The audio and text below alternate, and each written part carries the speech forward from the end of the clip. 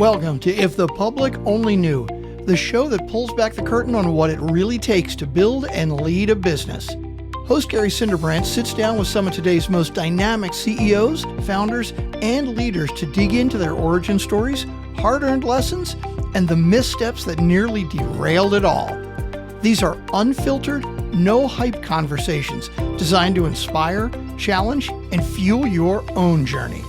Now here's your host, Gary Cinderbrandt.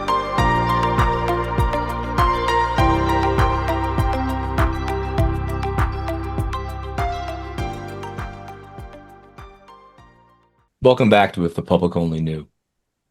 We're joined today by Dr. Oliver Degnan. Initially, I noticed Oliver focuses on executive burnout. As I mentioned to him earlier, when I was in high school, burnout obviously had a different meaning. But it's a real problem. The problem, I think, emerges when you get the feeling that you have to handle every problem that's out there, that there's no one that can solve it better than you, and you take on more than you should. Coming from the wealth management space and doing consulting work for some of the most experienced wealth management professionals out there, I see it all the time in the work that I do, where the best, highest use of a senior advisor's time is to stay out of the office, is to stay in front of their clients, is to do what made them who they are, as opposed to worrying about whether a dividend check got mailed out or a research report said the right things. So I'd love to jump into that as well. Oliver, welcome to the podcast. It's a pleasure to have you here. Good to be here, Gary. I appreciate it. So Oliver, let's start. Usually I start in the back. Here I want to start in the front. Talk to me about how and why successful people burn out, what the symptoms are, and how they realize it might be time to reach out for help. That's a good question. So oftentimes burnout is misunderstood as being exhausted. That's not what we're talking about here, right? You can be physically exhausted, mentally exhausted after a stressful day, but that's not burnout. Burnout means that your relationship with your environment and the future outlook has a defect. And you basically no longer can imagine yourself being successful no matter how fast you spin those hamster wheels. And that's what gets you on what I call the burnout spectrum. Now, how do we get started with that? What happens in the human brain is actually that we try to predict everything in front of us. And we do so 1,000 times every second. We try to predict what's next, right? When somebody rings the doorbell, I'm predicting to go to the door and open up the door, right? Or who's in front of that? I've tried to anticipate that. Same thing is with work. We try to predict constantly what the outcome is. The problem is when we predict something and we're not really in control of it, we get ourselves into micro stresses or flight or fight. And when we are in this state too often, unfortunately, we are sooner or later enter the burnout spectrum. And our relationship with our immediate environment becomes very poor. We're somewhat anxious constantly. We're not well prepared. At least we don't feel like we're well prepared. We're spending our time intuitively on things that we shouldn't be spending our time on, such as back-to-back meetings where you're just a fly on the wall, but you're really not taking enough time to step back and grasp the bigger picture and try to prepare strategically for, the future and being ready. So you actually see yourself in the future as somebody who can actually succeed. So what happens oftentimes is, especially in executive leadership, you start not seeing yourself as a success anymore, including your teams also. You look at your teams and you feel like they're not performing well anymore. There's no strategic directive behind it anymore because you have not taken the time to actually lead strategically. So you're just going more and more into the day-to-day operations, more in the execution part of it. Everything becomes a firestorm. I call it the firestorm culture, where everything is high priority hell. And the moment you find yourself into that, your future self looks no longer like a win. And when that happens, sooner or later, the end state of burnout is actually giving up, which happened to me, where I actually quit your job. Now, it doesn't matter how much you make in the job, or if you don't quit the job, you can have some, really bad health effects. High blood pressure, and worse than that. And so you have to be very careful with burnout, but it's the constant fight or flight that you are putting yourself into. And that can happen to anybody, whether you're an executive or not. It's really secondary. It just matters really how you look at yourself in the future. And then based on that, what's your relationship with your environment? So you can tell by employees when they start talking bad about the company, about their supervisor, or they start talking bad about, a certain project that they're working on, or playing devil's advocate and basically saying, oh, this is going to be bad and things like this. So you're already predicting a negative outcome, even though it hasn't occurred yet. But predicting the negative outcome, the mind doesn't know it's not real. And so your mind is making it real, and you put yourself in this fight or flight state.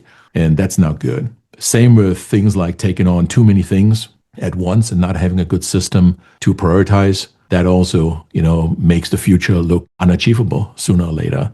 And or when everything is high priority and you don't have a good relationship with your supervisor, and everything that comes in is just, Oliver, do this right now. This is already late. Just put it on your plate. Get it done. And you start rearranging priorities constantly, and the teams don't have time to finish, which means you're not going to deliver on time. You're not going to deliver at an acceptable high quality. Again, you're setting yourself up, you're setting your future self up for failure. And that, you feel that. And it's that feeling that we're talking about when we're talking about burnout. In that first job that you mentioned that you resigned from, that you were successful, did you recognize at the time things were happening, that it was going south on you? Did you have to get some distance and reflect on what happened to begin to develop a sense of the early warning signs of burnout? How did you go from the actual event of leaving it to recognizing what the underlying causes were, and then even more importantly, starting to focus on how to mitigate or manage those causes? I'm really interested in how that occurred. That was a really interesting journey for me. So when I burned out was in 2018, and I was the senior vice president and CTO at IBM Watson Health for a company called Fitel down in Dallas. Worked there for a little bit more than 3 years, and then I burned out and I quit that job. It was a great job. It was really, really good. I had about 1,600 employees across multiple continents and, different organizations, and lots of vendor relationships, great client relationships, and things like this. So it was the job I really always wanted to have. But I just did not, see myself anymore as being successful. And I also knew that from a acquisition and merger and acquisition point of view, and Watson Health was a $4.5 billion merger and acquisition play.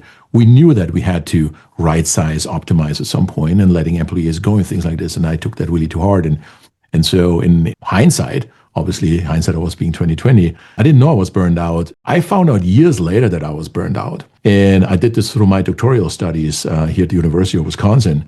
And I did my dissertation on technology innovation performance, like what makes some technology companies more innovative than others. Now you can imagine that takes people.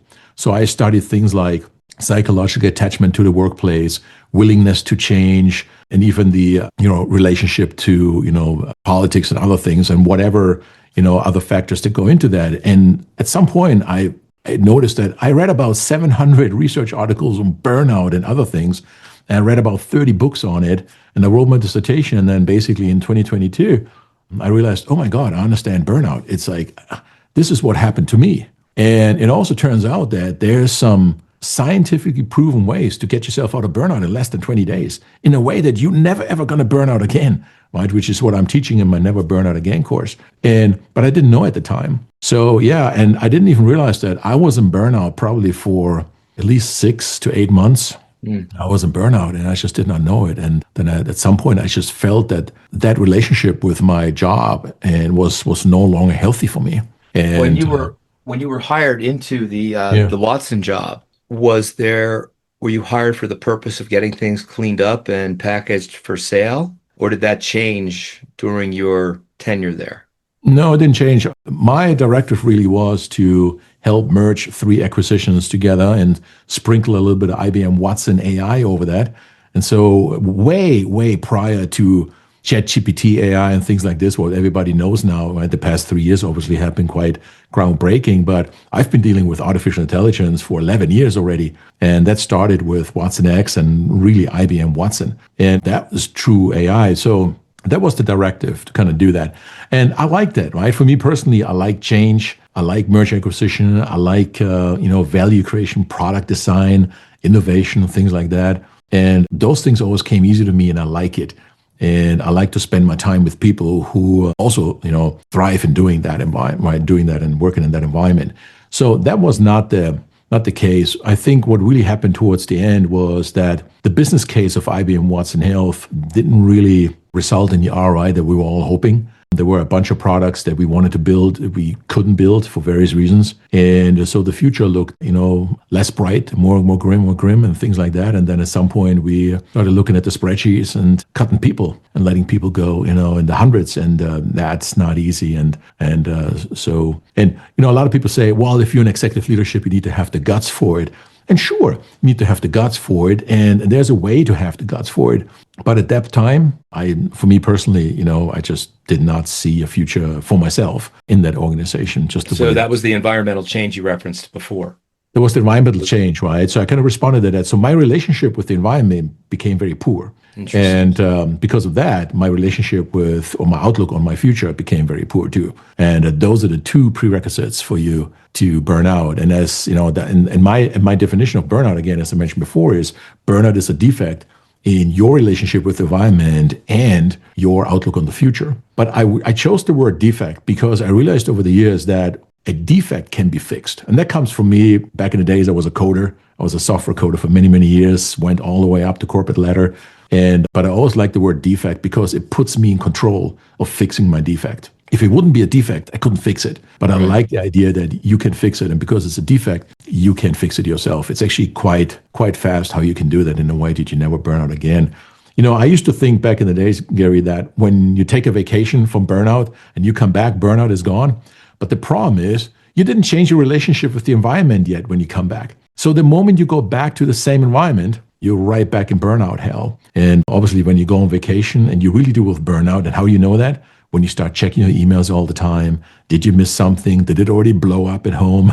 Right? All sorts of things. And you go on vacation and you're really not taking a vacation from burnout. So as you left and moved into your next venture after Watson, and I want to touch on that a little bit, between the difference between machine learning and AI, true AI. But in your next venture, you went in with the reflective knowledge and wisdom of what burnout was, or you just said, that really felt terrible, I don't want to do it again? Were you able to quantify what happened to you at Watson to prevent it from happening again? Well, so what actually happened is on February 5th of 2018, I officially retired. And on February 6th, I got bored and I incorporated a company.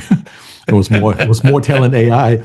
And I ran that company and it was quite successful, for a number of years. And then after that, I bought into a partnership with 40 Partners. And think of us as the McKinseys in technology leadership. So if you need to have a CIO or a CTO or chief AI officer that's up and running in 24 hours, you basically call 40 Partners. And I started doing that, and that really allowed me to work as much as I wanted to work as a fractional CIO, right? Because it's not consulting. Consulting is project based. A fractional CIO is you're part of the executive leadership team, and you basically negotiate how many hours you work and things like this. But you're part of the actual team with real fiduciary duties and things like that. So that was really important to me. And so 40 Partners gave me the freedom to work what I really wanted to do, not just chasing the corporate title anymore, the corporate paycheck, but really chasing the type of work, the type of company I will enjoy, and also the type of company, and ideally private equity, where the future always looks bright, right? You can innovate, you can do something, especially with AI, which is what we did, and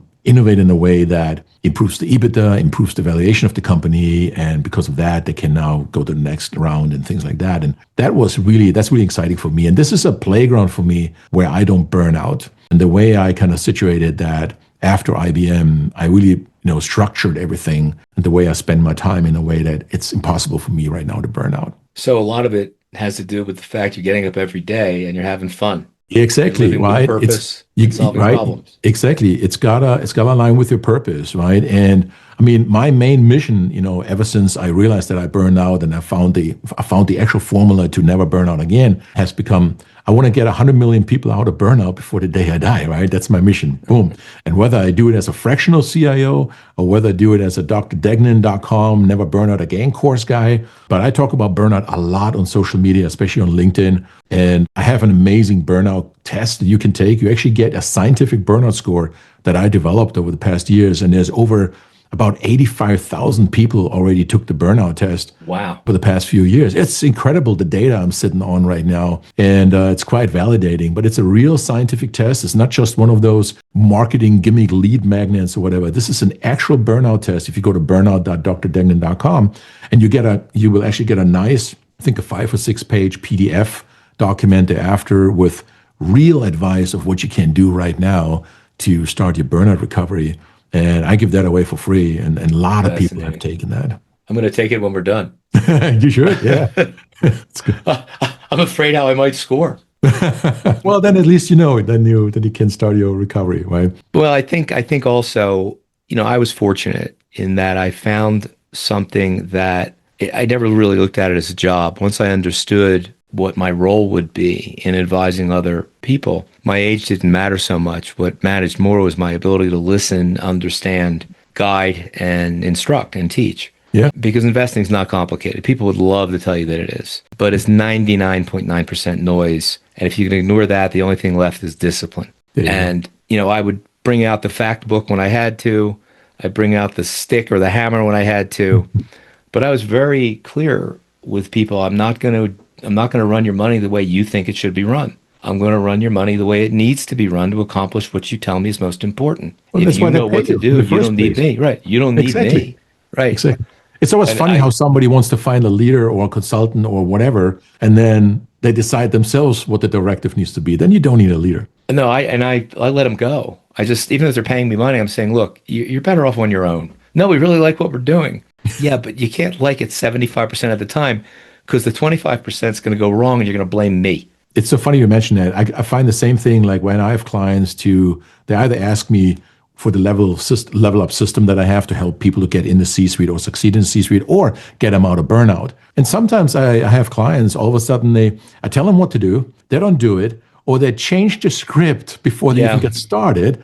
It's like they're smarter than, the 10 years I spent on this and all the research behind it. It's like, dude, first try it, run with it, collect some data, and then we see whether, let the data do the talking. But some people just, they love to solve problems. And your comment about environmental change is so spot on. Let me give you an example in my own work with senior financial advisors, many of whom, I do consulting work with now. And if you were to get an MRI or a clear image of a financial advisor's head, you would just see a box of squirrels running around in 47 different directions because that's just what the job is. And what causes burnout is when you fail to define what you want your book of clients to look like and you're willing to take anybody. So every call, you're somebody different. And you have a client that listened to you initially and you put them in an allocation which is overperformed in the equity market. And now all of a sudden 75% of their money's in equities, but they test as a conservative investor, but they're invested as an aggressive investor. And I tell the advisor, I said, look, this thing's going to turn at some point. This person's got more money than they're ever going to spend.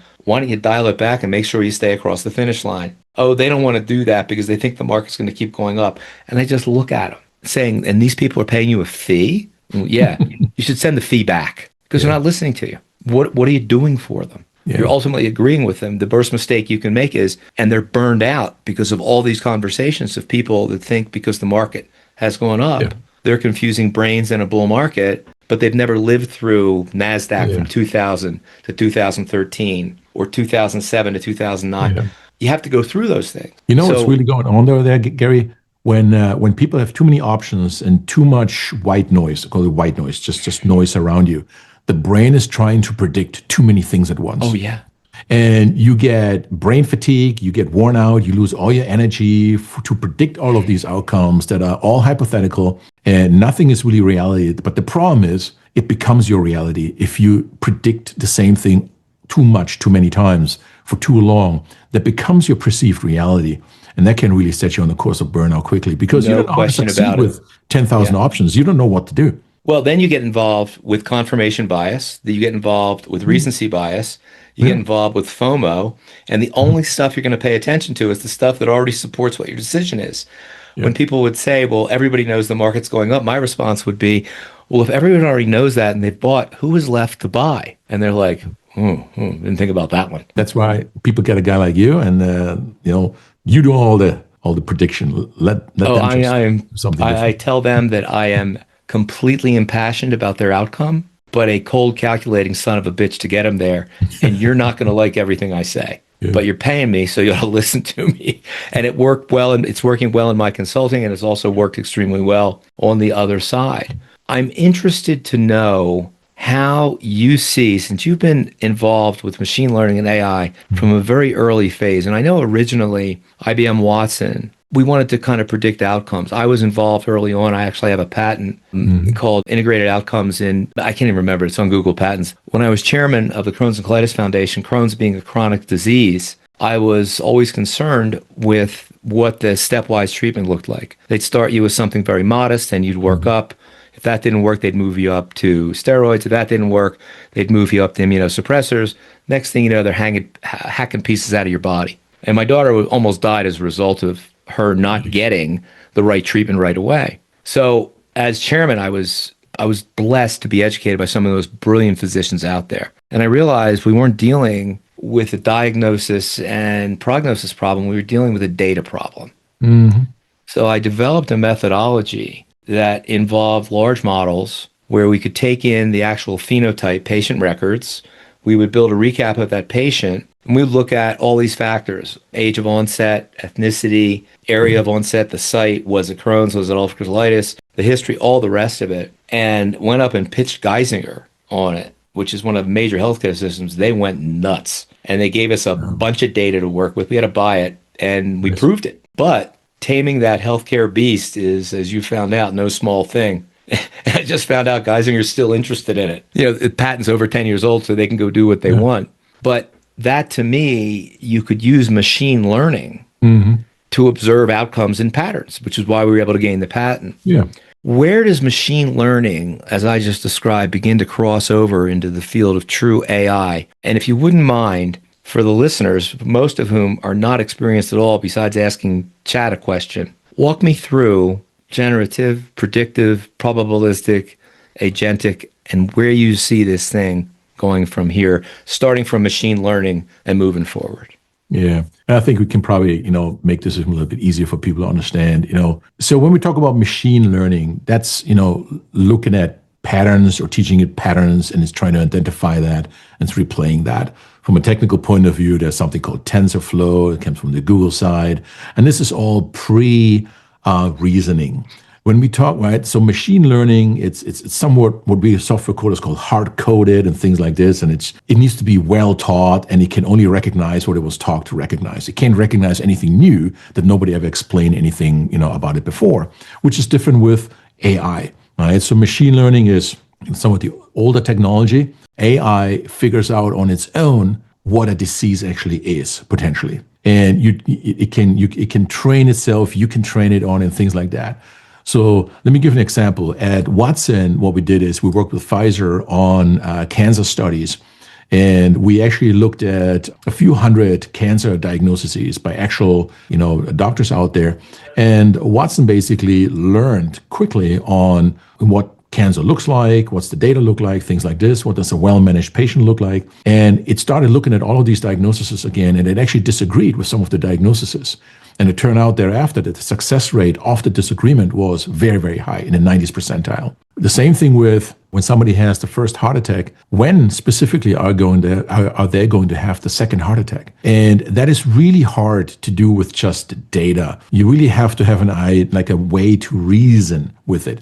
So when we talk about artificial intelligence, this is called reasoning. Same with Watson used to win the Jeopardy game back in the days, I think 2011 or whenever it was. And it was reasoning what the right answer would be, or the next answer, the next response will be, which is very close to how the human brain works also. It's reasoning. It's in technology-wise, it's all vector-based and things like this right now, right? And how things are being calculated. And now it's even at a point when you look at ChatGPT, Claude AI, Gemini, all these other large language models, even the engineers don't even know anymore how it works. Just the vectors are too big. It's too hard now to explain how it works. They just know it does work to some degree. So, but AI's ability is to reason, and that's the critical takeaway here, whereas machine learning doesn't reason. So in healthcare, you can imagine this is really important, right? You just talked about onset of something, how do we know, what's the Why are some patients pre-programmed, predetermined for certain diseases? Is it genetic? Is it family-based? Is it environment-based? Is it occupation-based? Is it age-based? Is a combination of all of these factors, right? And so AI has the ability, based on its training in terms of the medical literature and everything else, and saying, okay, I look at all of these data points, and in this case, I reason the likelihood for it to be cancer, or the outcome will be this, versus for another patient, I reason that actually the patient still has enough time to recover. The likelihood of death is probably not as high. And because of that, the treatment plan should be, better diet or whatever it is. So I'm just making this up right now, but giving you an example that machine learning can't do that, but AI can do that. It can start reasoning about these kind of things. So that's kind of how I think most people I want them to kind of look at AI a little bit. Now, when we talk about AI in business, and I know you and I kind of touched on this a little bit before, when it comes to AI in business, I don't look at AI as a tool. I think most people right now, they look at AI as a tool. It's like, okay, I have a license for ChatGPT. I want it to write me an email, or I wanted to write a resume or create a picture for me, using Nano Banana from Google or whatever you want to use. But that's just using it as a tool. When we talk about business AI, I like to think of AI as like a fabric. It's the underlying fabric, a system of your business, right? And that means, how do we make decisions as an organization? How do we exchange information? So instead of just exchanging data and says, okay, I'm going to send you an Excel spreadsheet and then look at it and send me something back. Let AI look at the Excel spreadsheet and let me give you the words of what's actually in it and what that means for you to do next from a business decision point of view, and show you the evidence also why it thinks that way, right? When you start doing that, now it's part of the organizational fabric, where instead of moving data back and forth, you are moving what the data says back and forth, which you really need in order to advance the next workflow and take action from a business point of view. This is when we talk about return on investment. This is when we say we will take on more work at a higher quality at a lower cost because I can do it with AI. And I'm not talking about lower cost letting employees go. All I'm saying is, one employee that used to be able to take care of, say, maybe 10 customers every day, now, because AI is already reasoning what the response to a client should be, now the same employee can take care of 30 clients instead of 10 every day. So that employee's job security just went up if they know how to use the fabric of AI, right? If they actually do it. And you can take on more clients with the amount of people you already have. And that's when we talk about economics of scale. This is the ROI when it comes to AI fabric in an organization. And that is completely different than having something like Copilot or ChatGPT and just simply write an email for you or a handbook or things like that. I am fascinated by some of your points as you think about it as a fabric, and I try and think about how I use it to accomplish things. And I'll always outline what I want to do first, and then I'll try and figure out from there how I want to proceed. A good example would be, I'm building a number of different things personally, and I wanted to really increase my outreach to LinkedIn. You and I are on some similar groups. So I started a journal, which has some subscribers and gets some play. But then I realized, publishing it once every 2 weeks, 3 weeks, you're not going to really grow an audience. So I just, for the hell of it, I found out about a program called Buffer. And Buffer, you can schedule LinkedIn posts for the full year. So I took some things that I'd written. I took some training materials I had developed, loaded in the PowerPoint slides, loaded in information on the app, loaded information in about a Series A round I'm considering doing. And I'm saying, make me 30 posts. Sure enough, 5 minutes later, I had 30 posts, and they were all really good. Literally in 15 minutes, I populated my posting for the next, I think, March 4th. I've got to go up and do some more. So you talk about it being in the fabric of your business. Well, for me, being on LinkedIn and being active is something I need to do to market myself. If I had written those, it would take me a week to do those things. Yeah. So I mean, it's and a lot of people use it. Way to use it, but I couldn't do it without it. I know, and just because of productivity, performance, reasons, a lot of social media, people do that, especially if you have a full-time business and you just do this on the side and you want to get it done quickly. I actually looked into that when it first came out, and I, decided not to do that. The way I actually do it, I use something called Notebook LM. And Notebook LM is by Google. And I put all my articles. I have over 400 articles. I wrote 2 books. Everything is in it. Got a bunch of videos, including my previous posts. I put them in there also. And then what I do is I look for ideas. It says, hey, I wanna talk about on burnout recovery in 3 simple steps. And it only gives me my own words, my own content back. And then I use that and I type it. And it takes 3 minutes to type a LinkedIn post, right? You put that in. And then, but now I started using, before I used to use Canva to do kind of painstakingly put together all of these infographics. Now I'm using Nana Banana, ChatGPT, whatever is the best engine, whatever I want to do. And there are different engines for different purposes, but it still uses my content. It uses my words. It uses my instructions on how I want to get this done, including my branding. And the whole system, the whole process every day in the morning takes me about 30 minutes to do the post to kind of get it done, which is a lot of fun. I draw a lot of energy from that also. And then I spend about 15 minutes post, engagement. And then I post, and then I spend another hour or 45 minutes afterwards kind of, engaging. And that's really how you grow your following and things like that. But Google LM has been an absolute godsend for me. I upload recordings of my Zoom calls into it so I can track my consulting clients and just say, what's going on with, with Joe Watson over here, what am I missing? And I'll go back a year and look at the conversation, say, you really pressed him on this and it kind of died. What's up? I do the same thing. And all of a sudden it's like, I've got a great idea. Let's do this. It actually produced a video for me that I'm using to market the app that I just built. I fed it everything. Nice. I fed it my pitch deck. I fed it the whole problem statement. I fed it in a McKinsey report. I think I even fed it the Red Book from Jung, this huge tome of psychology. And I said, produce a video. And the next thing I know, I've got this video. I'm looking at it going, who built this? And I was like, oh, I did. Whoa, it's incredible, that right? Sounds really good. Right. And you should be using AI like that, right? And this is more using as a tool, but you should be using that. This is your competitive advantage. And I think the next few years, 2027 is going to be a different year. And I'll tell you in a second why. But I think 2026 and let's just say 2027 also is going to be really important for you to start using AI to scale your business, to scale your profession, your career, scale it really quickly. And the keyword here is quickly. I don't know if you ever heard of something called the Project 2027. No. And I forgot what the URL is right now, but it's a bunch of smart researchers that laid out what's going to happen with AI, especially in 2027, when they're talking about something called the Agent One, and it's going to become, very, very smart, smarter than all of us together and things like this, and what happens from a business point of view to AI. And I think 2027, based on those researchers, it's going to change the equation for all of us quite I'm quickly. always very polite in my conversations with AI, just in case the singularity occurs. I don't want to be looked at as somebody that was really rude to it. Yes. Yeah, you should thank AI. Thank you, this was nice. I do. Put the like button up, right? And now, I'm having a conversation. I swear that the ChatGPT voice that I hear, she understands me more than anybody does. Oh my God! I'll just sit there and talk. You ever use? I got Grok in the car. We drive Tesla, and there's Grok built in. And Grok is my favorite AI. I really love, just to brainstorm a conversation about burnout or about anything.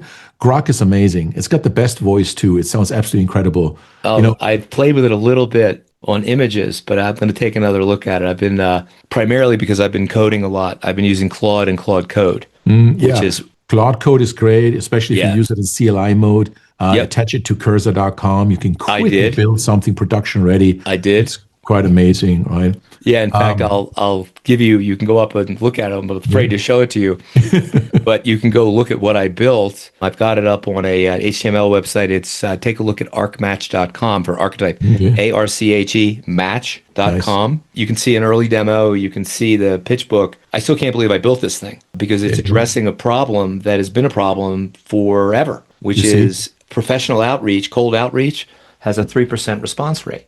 Yeah. And it's even worse now because there's so many ways to get to you. The fact that you were able to do this yourself without paying $500,000 for 10 coders to do this for a year, it's just incredible. And it should really tell you where things are going to go right now. It's called vibe coding, right? Yes. So quickly coding with prompt, create a production ready, and I mean production ready app. There's a lot of engineer friends of mine, software developer friends, that say, oh, it's not production ready, it's not tiered and things like that. No, it totally is. You can totally instruct it to do that. And this is where things are going to go, or already are. Yeah. And you need to operate like this from a business point of view. So going back to executive leadership, right? You want to make sure you use AI to do these kind of things and find people that actually embrace that and use it to their advantage, because your future is going to look so much brighter, because you know that success is much faster and you can see yourself being successful with it, versus working on something for 2 or 3 years and you don't know whether it's going to be successful or not. That's not good. No, I mean, this thing that I did, it started with an audio conversation with a vibe coder called Lovable. Next thing I know, I've got Vercel running, and I've got a GitHub repository, and I've got an MVP literally running in 2 months. Look and at it's you. working. The finance guy is a software architect coder now, and everything. There's going to be 2 billion coders by 2027. Exactly. Fortunately, I had some access to some really advanced AWS level folks that have been refactoring everything and kind of compressing it, because the way AI builds is kind of like a Jenga castle. It's going to hook here, it's got to go there. Oh, we don't know what we did with that. And I'm like, what's a JSON file? And I'm like, I better figure that out now. But it was incredible education. And you see the thing start to work and you're like, holy shit. And I was able, I found a law firm in Denver where the senior partner for tech and AI was an ex-VC. And I pitched him and I said, would you take this on a bootstrap? He looked at the whole thing. He goes, absolutely. I'm afraid to know what my bill looks like right now because they wrote the patent. They've done all my legal work, but they are more than happy to wait because he saw the possibilities of it. Yeah, and let's look for avenues to use AI in existing products. I can tell you what we just did yesterday. So there's a product called a CRM. It's called HubSpot. And HubSpot. Oh, I know HubSpot. Yeah. Right. One of my clients uses it as a ticket system.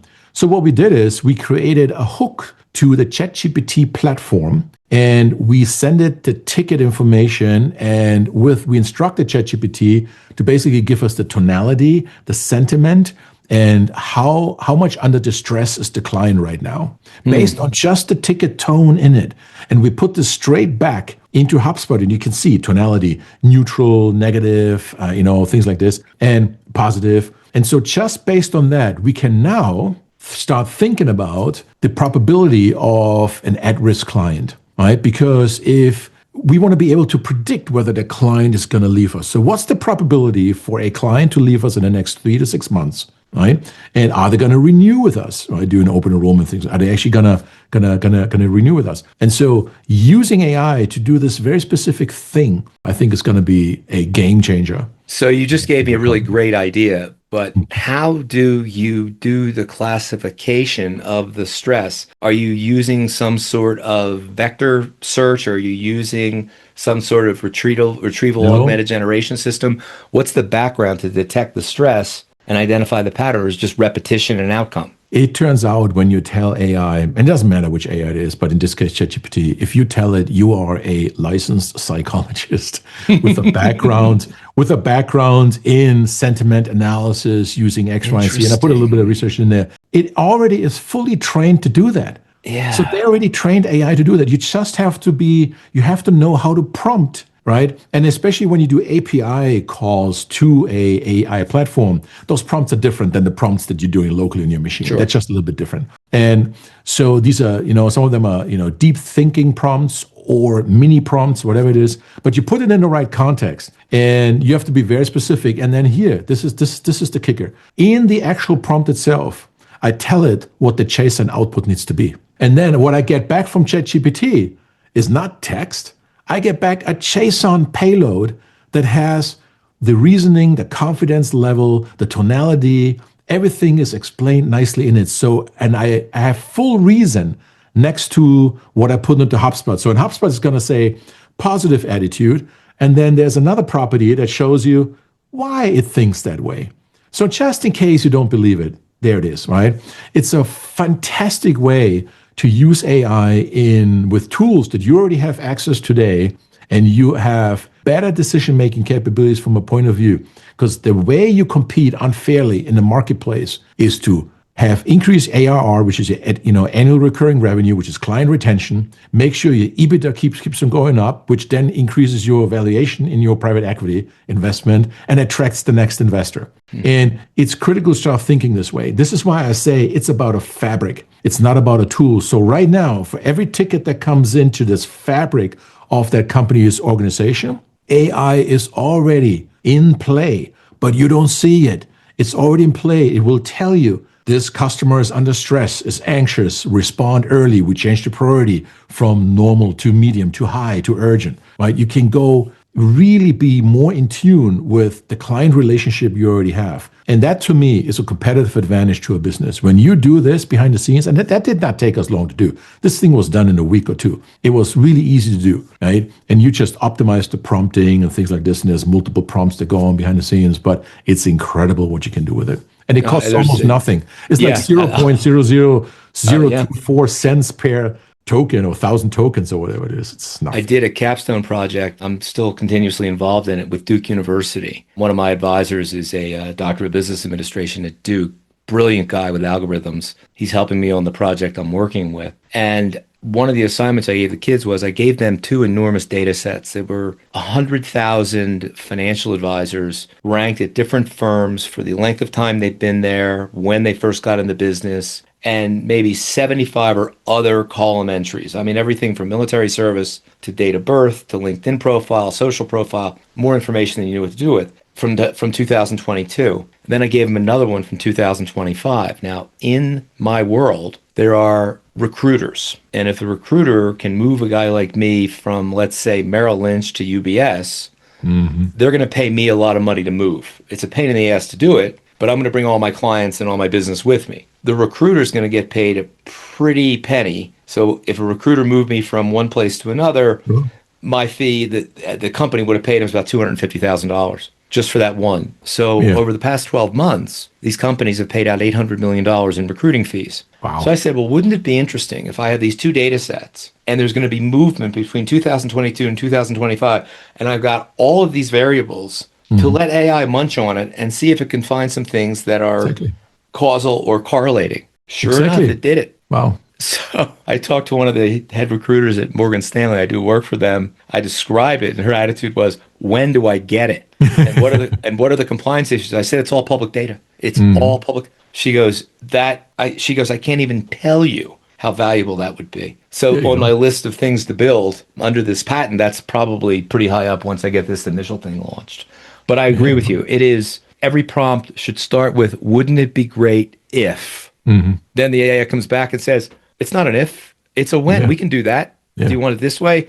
And all of a sudden, you're just like 9 hours later, you're like, oh my God, I can't believe that. You just got to know how to talk to AI, right? If you don't know how to talk to AI, it's going to hallucinate. It's going to pretend to be a 5-year-old child who has an answer for every question you ask it. And you can actually put AI into a spot where it will tell you, actually, I do not have an answer for you. But you have to really know how to talk to it. And there's lots of instructions on YouTube and other back channels. Around a long way around. If I were trying to build this, let's say I was working at UBS or Merrill, and I was trying to build something like this internally, and I wasn't using AI, burnout to me would be like, I can't believe I can't get this done. In the sense of how you would treat someone that all of a sudden in that position would realize, well, if I bring AI into my world and I learn a little bit how to use it, I'm taking 5,000 pounds off my shoulders tomorrow.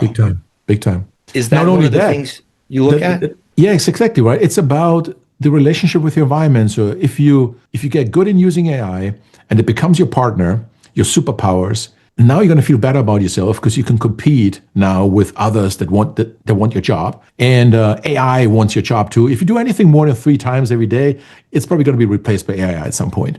So what you really want to do is you want to use AI for moving the needle forward, to add more value constantly, right, to what you do. And you got to be able to do things that are a little bit harder to do for AI. That means you do not hallucinate, and you know how to interface with AI so that AI does not hallucinate.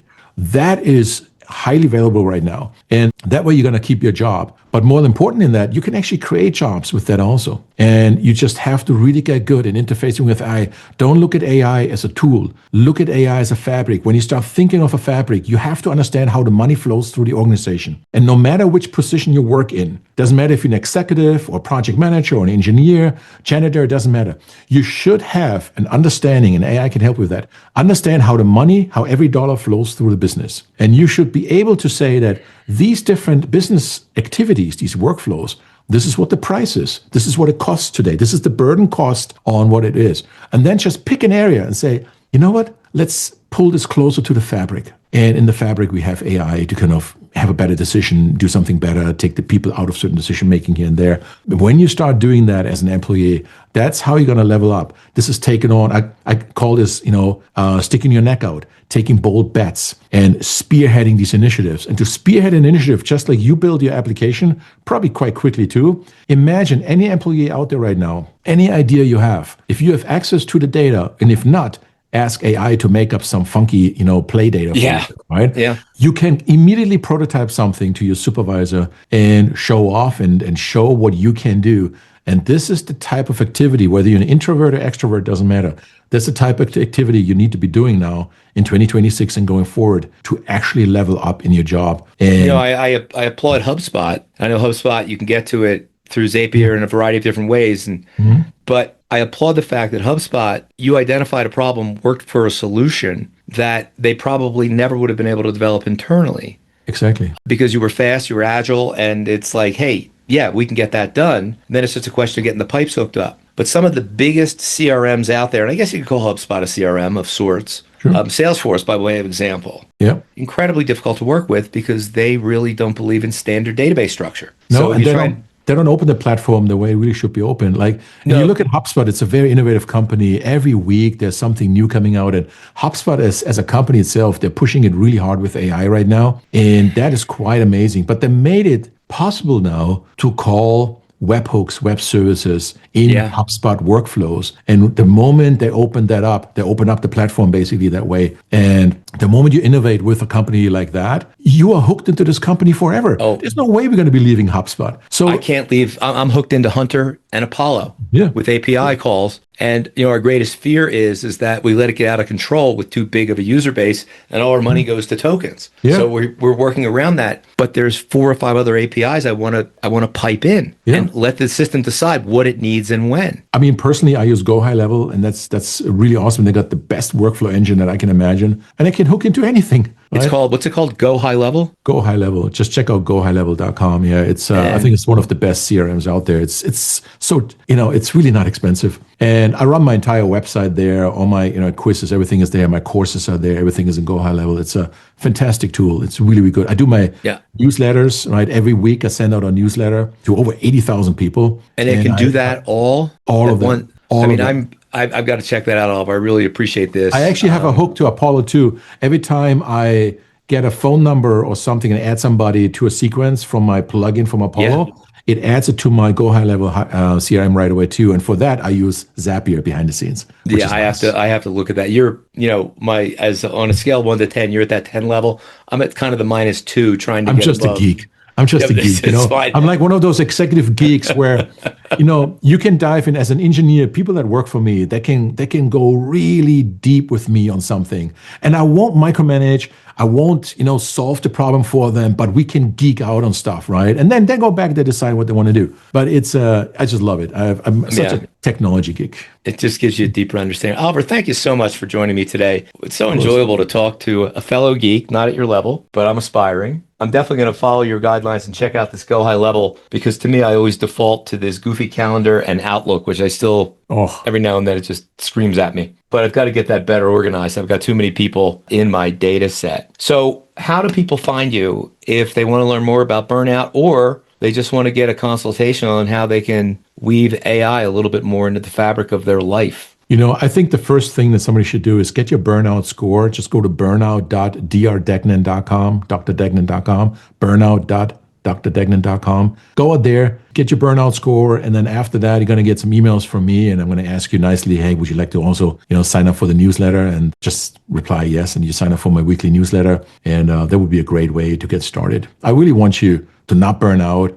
A lot of people don't know that they deal with burnout. So take the test. You'll know whether you burn out. I'm telling you, as soon as we get off, I'm going to take my dog out, come back and take the test. I might consult with him on some of the answers, though. There you go. What do you think, Batman? We should get it right. That's good. Good. We've been chatting today with Dr. Oliver Degnan, Renaissance man. I guess that's how I describe you. Knows a lot about a lot of things. And again, in the area of burnout, check him out, but also in the area of AI. He understands it as well as anyone I've ever talked to on a much deeper level, but also on how we can apply it in our everyday life and what the implications are going to be for the quality of life that we all have ahead of us. Oliver, thanks once again for joining. I hope to have you on again. Thank you so much.